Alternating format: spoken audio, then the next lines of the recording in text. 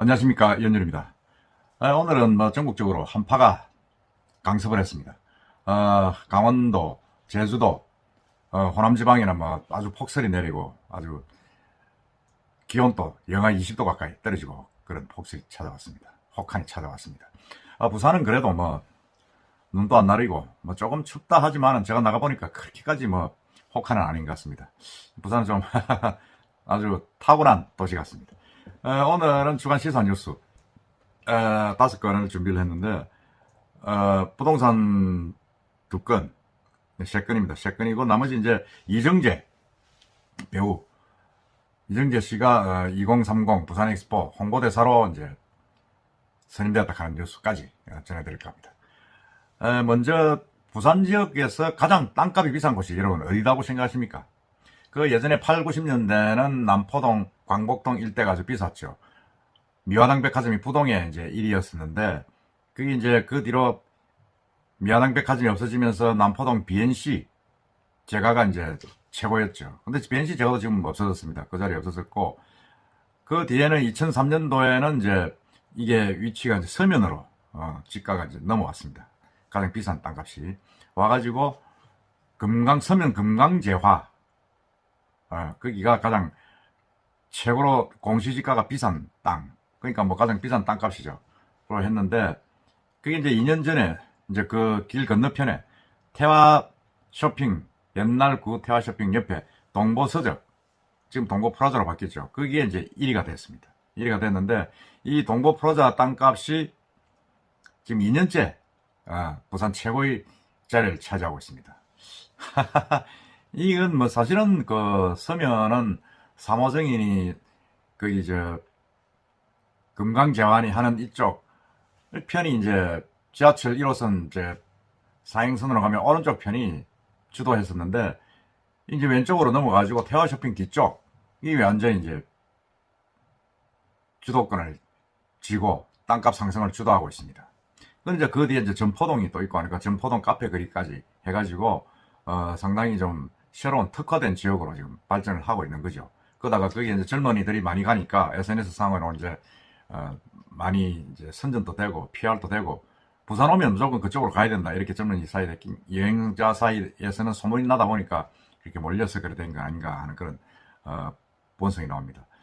그 가격을 보면 이 부동산 공시 가격 그 국토교통부에서 발표한 그 가격을 보면 부전동 금강재화는 평방메타당 공시 가격이 지난해 4,465만원에서 원래 4,680만원으로 3.7%가 올랑서 나타났습니다.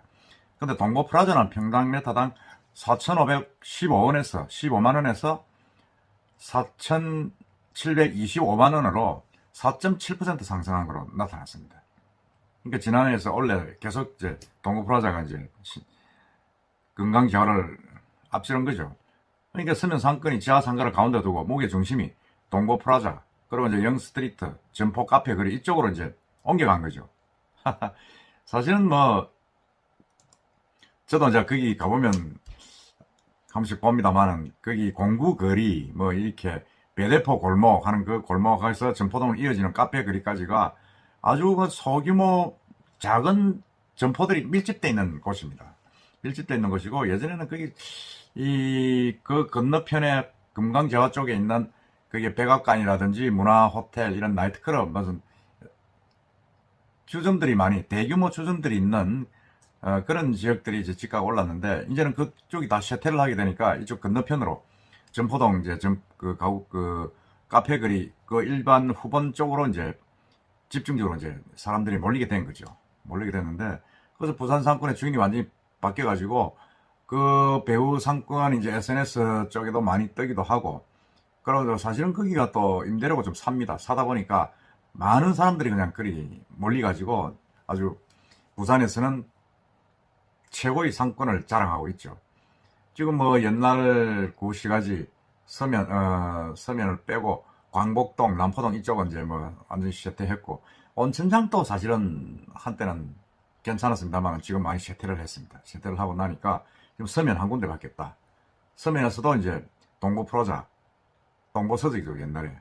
지금 옛날에 지금은 롯데백화점 건너편이니까 태화쇼핑 옛날에 그 뒤쪽으로 지금 엄청나게 커지고 있고, 거기에 지금 프리미엄도 뭐 거의 3억, 10억까지 최고 붙어 있다. 지금 그렇게 이야기를 하고 있습니다. 하고 있고 해서 뭐 이렇게 이제 계속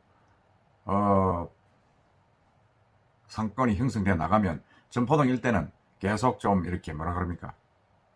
더 발전하게 되고, 그것도 그렇다 보면 젊은 또 공간, 그 점포동 카페 그런 젊은이들이 많이 찾고, 젊은 친구들이 거기에 이제 산 임대료를 가지고 사업을 했었는데, 젠트리피케이션이죠.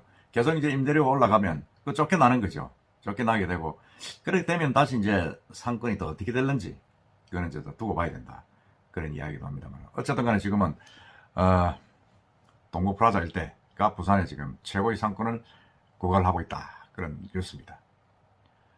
그 다음은 이제 부산의 중장년층 이야기입니다. 부산은 이제 사실 노화된 도시죠. 젊은 친구들이 다 빠져나가고 나이 든 사람들이 많이 산다 하는 그렇게 이제 알려진 그런 도시입니다.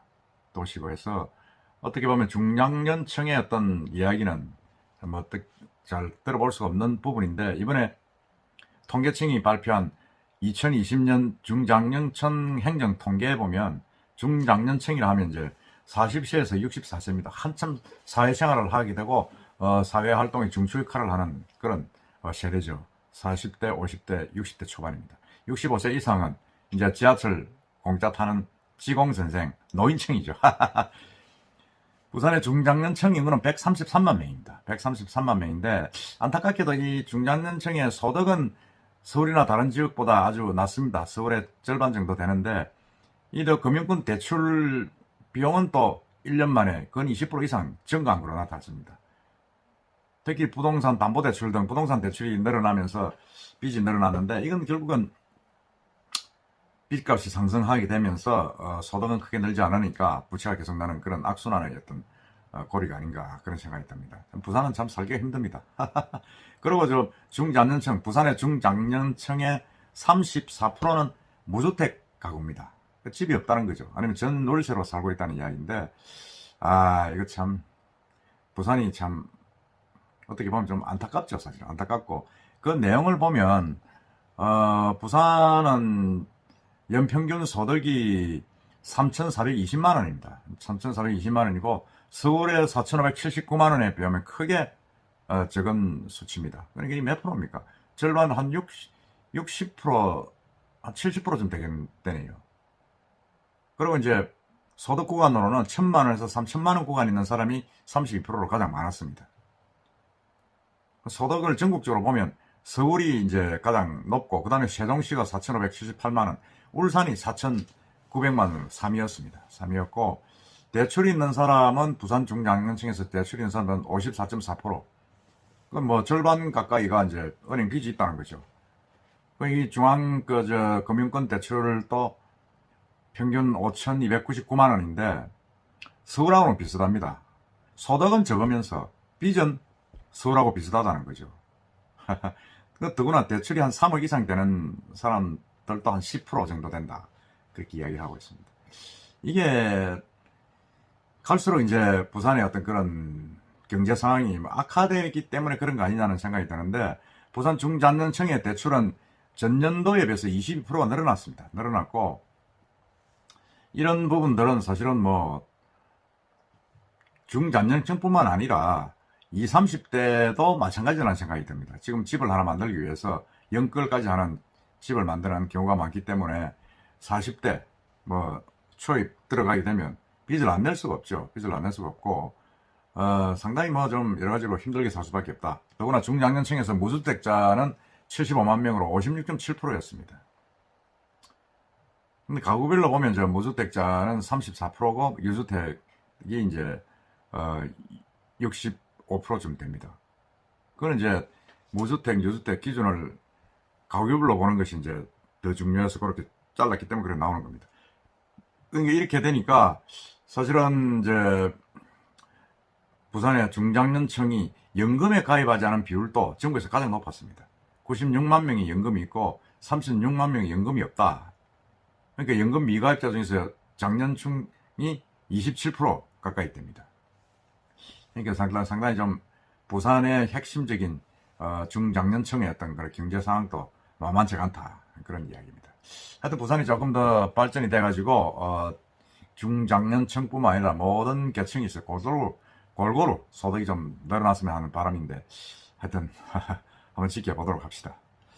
그 다음에 세 번째는 서면 센텀 이야기입니다. 신세계 그룹이 지금 신세계 백화점을 센텀에 가지고 있는데 거기에 부지가 세 덩거리가 있죠. A, B 지구는 백화점 되어 있고 C 지구는 주차장으로 되어 있습니다. 주차장으로 되어 있는데 이번에 이제 그 주차장 부지를 호텔 등 이제 복합 시설을 짓겠다. 그렇게 지금 이야기를 하고 있습니다. 거기는 뭐 여러 가지 뭐 테마파크를 하겠다, 뭐 도심 공항 터미널을 하겠다 이런 데 다 이제 무산이 됐는데 10년째 지금 주차장으로 쓰고 있습니다. 그러니까 이제 그 계속 뭐 유휴지로 놔둘 수는 없고 하니까 뭔가를 발전을 개발을 하긴 해야 되겠죠. 해야 되는데 이 면적이 16,400평방미터입니다. 그러니까 이게 한 5,000평 됩니다. 5,000평 되는데 아주 그 요지입니다. 요지고 주차장으로 쓰고 있습니다. 아마 여러분들 거기 한 번씩 주차를 해본 분들도 많을 것입니다만은 이런 아까운 땅에 왜 주차장을 쓰느냐 뭐 이런 이야기가 나왔습니다만은 현재 지금 그 개발 계획을 미국 업체가 세우고 있는데 그 내용을 대충 보면 오피스텔, 호텔, 레지던스 뭐 이런 편의시설이 포함된 체류형 복합시설이 유력하게 검토된다. 좀 이렇게 이야기합니다. 결국은 호텔, 레지던스, 주거시설이죠. 호텔형 주거시설을 만들겠다. 그런 이야기입니다. 그래서 2023년도 착공해가지고 27년도에 준공을 하겠다. 그런 이야기입니다.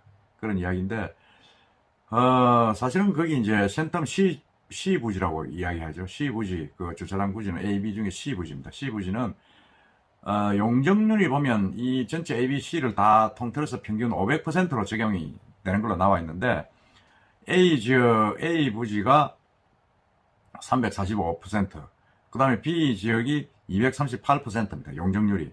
그러니까 이제 이미 거기에 백화점이 들어와 있죠. 들어와 있고, 그 C 부지 용지는 평균 500%라고 보면, 지금 AB가 500이 안 되니까 합치면 900% 수준으로 높아질 수가 있습니다. 그럼 900%를 근거로 이야기를 하면, 용적률을 계산을 하면, 최고 80층에 이르는 초고층 건물이 들어설 수 있다. 뭐 지금 그렇게 예측을 하고 있습니다. 80층 건물 뭐 들어서면 좋죠. 부산에 뭐 고층 건물이 들어서고 계속 지역이 발전하면 좋은 거죠. 좋은 건데, 이제 과연 이제 그렇게 되겠느냐? 신세계가 사실은 10년 동안 계속 이제 미개발 상태로 있는 걸 해마다 이제 해운대구청에 사용 변경 승인 신청을 계속했습니다. 계속했는데 이번에도 그냥 그래 넘어가는 거 아니냐, 하다 말겠지 하는 그런 이야기도 좀 우려가 좀 나오고 있습니다.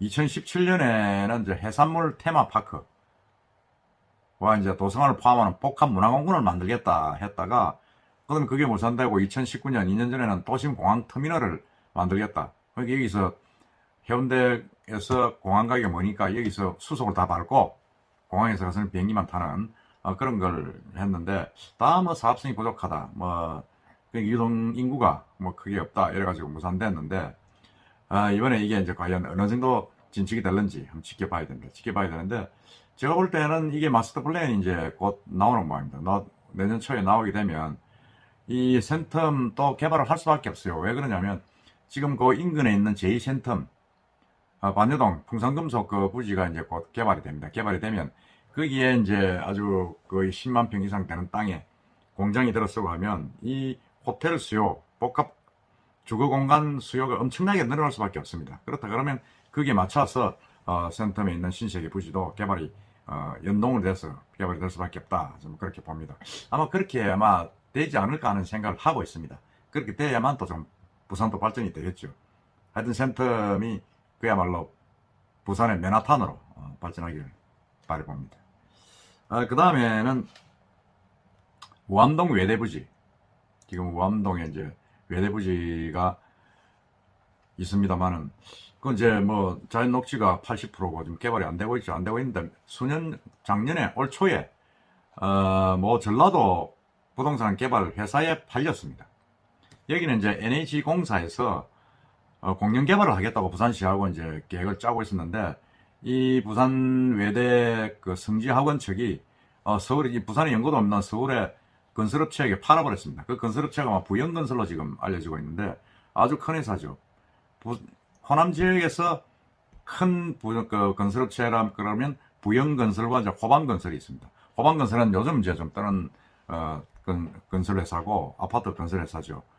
강서에 이제 에코델타 시티에도 분양을 하기도 했습니다만, 부영건설은 뭐 가장 큰 호남 기반으로 하는 건설회사입니다. 부산에도 많은 아파트를 지은 사업자인데, 이 부산에 연고는 없는데, 이게 아파트를, 이 땅을 샀습니다. 이 땅을 사가지고, 지금 이제 부산시하고 NH공사하고 지금 공영개발 협의를 중인데, 뭐 어떻게 될는지는 좀 지켜봐야 됩니다. 지켜봐야 되는데, 이 땅이 이제 민간의 매각됨으로 해서 개발 계획이 완전히 달라져 버렸습니다. 달라져 가지고 과연 뭘 공영개발을 어떻게 할 것이냐 하는 그런 부분들을 했는데, 사실은 이제 땅을 뭐 팔아버리고 하니까 뭐 어쩔 수 없죠. 뭐 그게 13만 평인데 뭐 한 5만 평 되죠. 5만 평 되는데 잔금 200억을, 전체 한 1000억 되는데 잔금 200억을 이제 지난 6월 달에 받았습니다.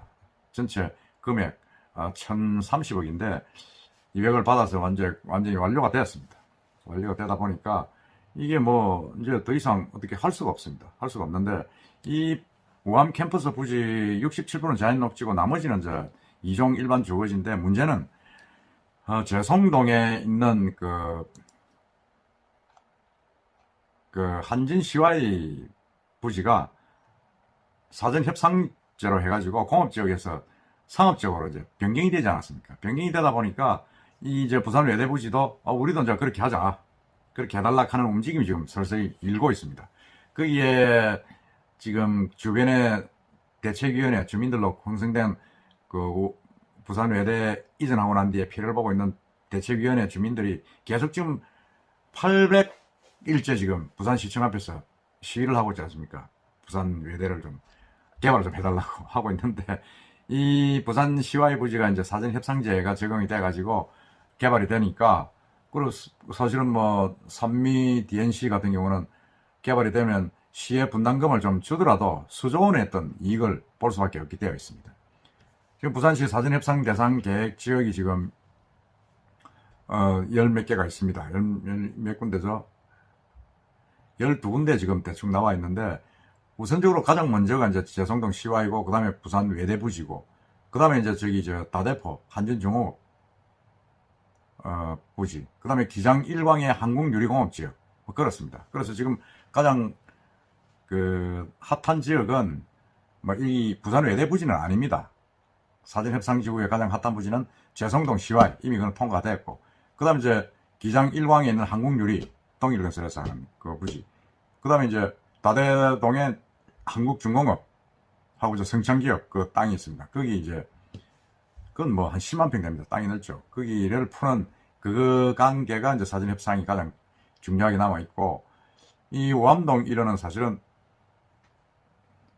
공영 개발을 하기로 했었는데 이제 땅이 넘어가 버렸습니다. 넘어가는 바람에 지금 좀 어떻게 될 것이냐 그런 주목을 받고 있는데, 사실은 제가 볼 때는 이 건설업자가 샀기 때문에 아파트를 짓든지 주거시설을 지을 수밖에 없는데, 공영개발이 안 되면, 그 다음에 거기에 우선 사전 협상 대상 지역으로 조정이 돼서 주거지역으로 풀리지 않으면 그 빈 쪽에는 최고급 빌라촌이 들어선다, 지금 그렇게 나오고 있습니다. 최고급 빌라촌이 들어서면 뭐 거기도 뭐 괜찮겠죠. 거기도 지금 대연동이고 하니까, 대연동이 지금 재개발이 엄청나게 지금 진행되고 있지 않습니까? 그러되고 신선대 부두도 지금 이제 사실은 그 인근에 있는 신선대 부두도 부두로서 역할을 좀 못하고 있기 때문에, 이전 다 해버렸기 때문에 상당히 좀 가능성이 있다 라는 생각을 하고 있습니다만, 아무래도 사전협상지역으로 풀리면 그 지역은 이 부지를 산 건설업체에서 아파트를 지을 가능성이 가장 크다. 대규모 아파트를 지어가지고 분양할 가능성이 크다. 그런 예측이 많이 나오고 있습니다. 저도 어쨌든 간에 주거지역이 들었을 거라는 예상은 하고 있습니다만은, 어쨌든 사전 협상 대상 지역으로 된 중공업 지역, 녹지들 이런 지역들이 전부 다 상업적으로 풀려가지고는 아파트가 들었으니까 이건 참 별로 모양은 좋지 않다, 그런 생각이 듭니다. 한번 앞으로 진행된 상황 한번 지켜보도록 합시다. 그 다음에는 이제 이정재. 이정재 씨 사실은 뭐 저도 팬입니다만은 많은 팬들을 확보하고 있는 영화배우입니다.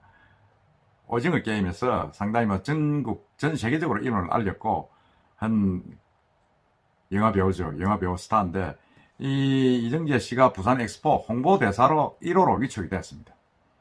그러니까 이게 이제 오징어 게임의 선풍적인 어떤 그런 바람을 타고 이 부산 엑스포 한번 PR을 해보겠다 뭐 그런 이야기입니다. 그런 이야기인데 뭐 이건 뭐 상당히 제가 볼 때는 아주 바람직한 거다. 홍보하는 데는 사실 뭐 이 오징어 게임이 뭐 세계적으로 거의 3억 명 이상 구독자 유튜브입니다. 넷플릭스의 어떤 그런 조회수를 기록한 그런 대단한 영화죠. 영화인데 제가 볼 때는 뭐 상당히 좀 이정재 씨를 위촉을 했으니까는 뭐 좋은 승부수다 이런 생각이 듭니다.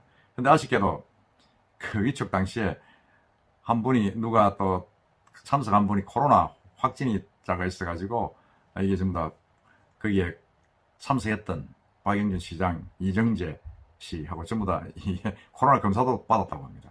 뭐 호사다마라고 할 수 있겠죠. 호사다마라고 할 수 있고 한데 어쨌든 이 2030 부산 엑스포가 이정재 씨가 홍보대사가 됨으로 해서 정말 조금 더 가능성이 있는 부산 시역에 발전할 수 있는 그런 큰 계기가 됐으면 합니다.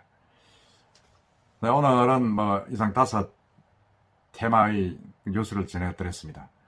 사실 어제 크리스마스 이브 정말 축제 성탄 분위기였는데 이게 코로나가 지금 창궐을 하면서 4인 이상 집합 금지가 되고 9시 이후에 이제 영업을 못하게 되다 보니까 생각보다 좀 조용하고 차분하고 어떤 면에서는 좀 우울한 참 자영업자들이 이 연말 연시 대목에 한몫 잡아가지고 그래도 그동안의 손실을 보전할까 했었는데 여러 가지 피해를 보고 있다 하는 안타까운 소식이 듣기니까 참 저도 마음이 편치가 않습니다. 하여튼 연말 연시 구독자 여러분들께서도 시청자 여러분께서도 건강 조심하시고 이제는 코로나 오미크론 이게 지금 뭐 국가의 방역 시책만으로는 해결할 수 없는 단계에 왔습니다. 각자 모두 부산에도 400명씩 이상 발생하니까 각자 각이 건강한 자기가 챙기는 그런 자가 방역의 어떤 신경을 많이 쓰시고 더욱 건강해지시고 연말에 한 번 더 뵙도록 하겠습니다. 이상입니다. 감사합니다.